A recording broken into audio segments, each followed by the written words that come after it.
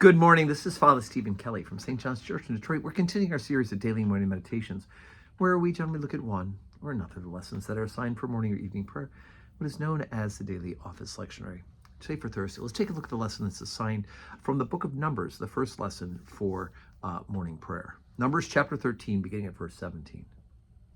And Moses sent them to spy out the land of Canaan, and said unto them, Get you up to this way southward, and go up into the mountain, and see the land, what it is, and the people that dwell therein, whether they be strong or weak, few or many.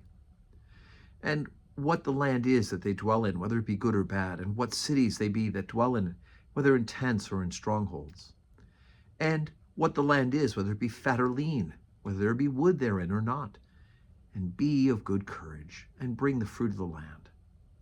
Now the time was the time of the first ripe grapes. So they went up and searched the land from the wilderness of Zin unto Rahab, as men come to Hamath.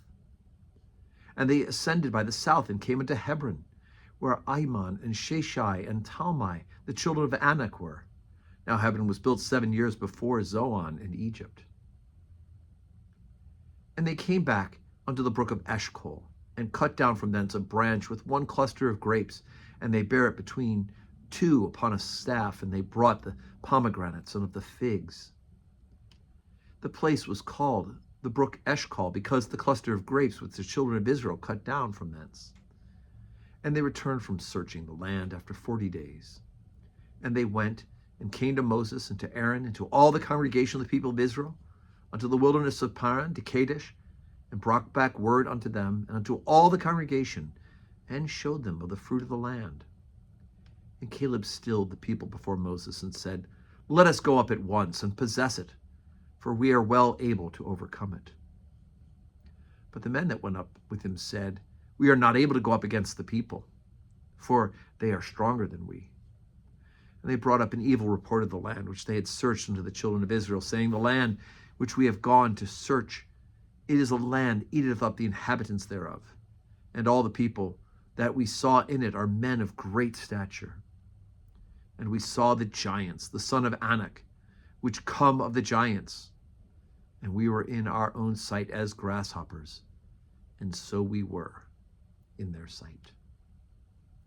Okay, so what's going on here, right? They're still wandering through the wilderness. Moses is leading them. Of course, Moses won't make it into the promised land. But here they are right on the cusp of doing so. And they are sent out this search party. Is the land good? Are the people good? Are the people conquerable? Are strongholds, etc., etc.? Kind of an advanced scouting report, as it would be. And they come back with this report of great fear. We can't go up against it because the men are so large, right? They have giants. And so there's a great fear has come over them for this. Ultimately, and of course you can read ahead in the story, ultimately you have to trust the Lord. If this is the land that God is going to give to you, then this is the land that you will be able to conquer, whether they be giants or not. And so it is, here they come to this question. They like the idea of the fruit, the grapes, and the fig, and pomegranates, right? The food is good, the land is good. But they have a fear. Now, granted, Moses asked them to bring back a report, and here's the report they get. But their report wasn't just that they were big and scary, but that we should not do it. And of course, it's not going to be up to the people to make that decision. It's up to the Lord. And we know eventually they will do so. So today is Thursday, and instead of our regular 10:30 service today, we have the funeral today for Mary Anita Harvey. Mary Anita and her family were members here at St. John's for a long time, and then have been a stalwart members of Church of the Redeemer in Southfield. And we are honored that they've asked us to host the funeral today for her. She was a really wonderful woman in her 90s, and the matriarch of the family. And so we will be gathering here at 10:30 a.m. for the Requiem Mass, and then we'll be going to the cemetery, and then of course back here for a repast. So I hope that if you are able to join us to worship and to glorify God and to give thanks for Mary Anita's life and to pray for her family. If you can do that here in person, great. If not, it'll be on the live stream.